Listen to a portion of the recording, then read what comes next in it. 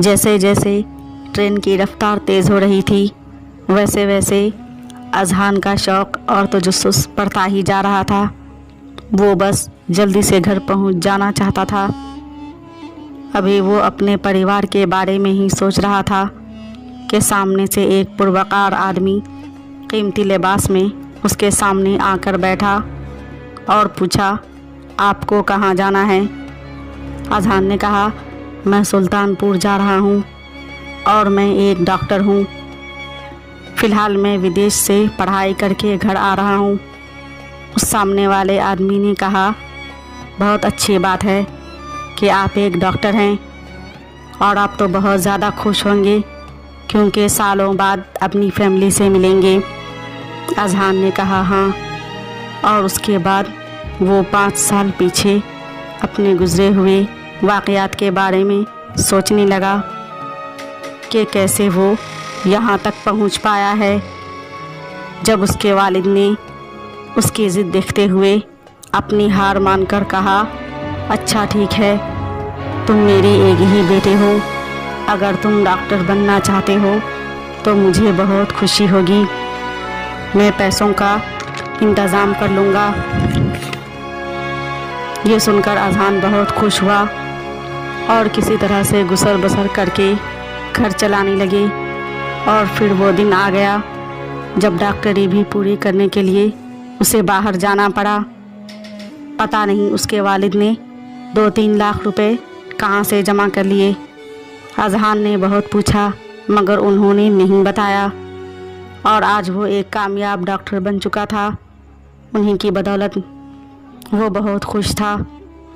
तभी सामने वाले आदमी ने उसे इशारा किया कि कहाँ खोए हुए हो डॉक्टर, हमारी मंजिल आ चुकी है। और अपनी चौंक कर पूछा, हमारी मंजिल मतलब? उस आदमी ने कहा, मैं भी सुल्तानपुर ही जा रहा हूँ। अजहान मुस्कुराने लगा और बोला, क्यों ना आप हमारे घर चलें? उस आदमी ने कहा, नहीं, फिर कभी, दरअसल मुझे किसी का कर्ज देना है। अजहान ने कहा, कोई बात नहीं, फिर कभी तो मिलेंगे क्योंकि अब तो हम दोनों एक ही शहर में हैं। और फिर ट्रेन से उतरकर चलते चलते दोनों जब एक ही जगह पहुँचे, उस आदमी और अजहान दोनों ने एक दूसरे को चौंक कर देखा। उस आदमी ने पूछा, तुम्हारा घर ये है क्या? अजहान ने कहा, हाँ, पर आप कौन हैं? क्या आप मेरे पापा से मिलने आए हैं?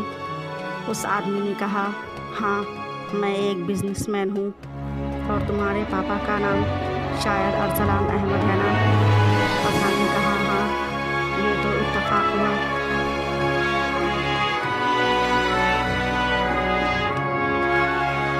चलिए अंदर चलिए। और जैसे ही वो दोनों अंदर गए तो देखा कि उसके वालिद का जनाजा तैयार है। अजहान के हाथ से बैग गिर गया और वो दौड़कर वालिद के पास बैठ गया और आंसू बहाने लगा। उस अजनबी आदमी ने उसे दिलासा दिया और बोला, मुझे माफ़ कर दो, ये सब मेरी वजह से हुआ है। अजहान ने उसे देखा तो उसके चेहरे पर भी उदासी और पछतावे के रंग थे। उसने पूछा, आप क्यों माफ़ी मांग रहे हैं? अजनबी आदमी ने कहा, हम एक साथ सफ़र कर रहे थे और हमें मालूम नहीं था कि तुम मेरे उसी मोहसिन दोस्त के बेटे हो जिसने अपनी किडनी बेचकर तुम्हें उन पैसों से डॉक्टर बनाया और मेरी भी जान बचाई।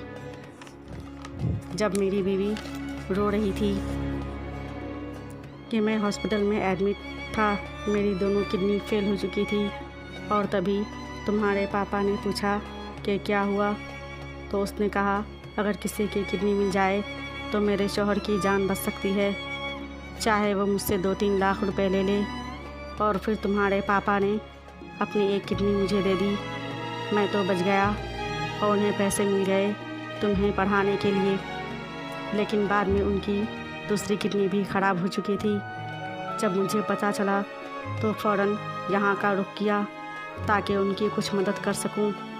लेकिन इतना कहकर उस अजनबी ने जुमला अधूरा छोड़ दिया और अजहान दिल में मलाल लिए बस यही सोचे जा रहा था कि ना वो डॉक्टरी का शौक़ रखता और न ज़िद करता और न उसके वालिद की जान जाती। ये सब उसी की वजह से हुआ है। अब वो अकेला इन डॉक्टर की डिग्रियों का क्या करेगा।